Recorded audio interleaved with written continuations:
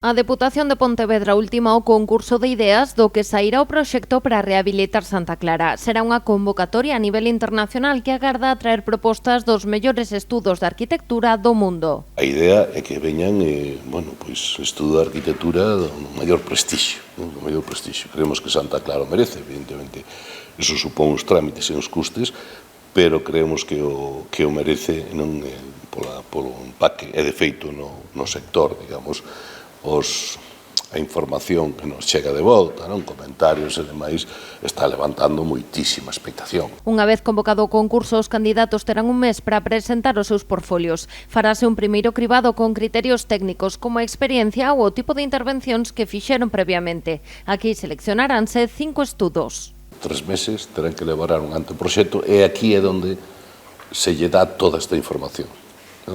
Xeotécnicos, planos, todo, se dá toda a información e se dará un programa, se avanzará un programa de necesidades, un programa de necesidades, o que hai que encaixar aí, e presentarán ese anteproxecto.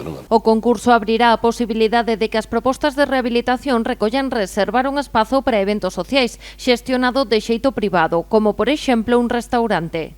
Cafetería con a sala de lectura, do que sexa, a un restaurante ou algo, se cadra xa un pouquiño máis amplo, non?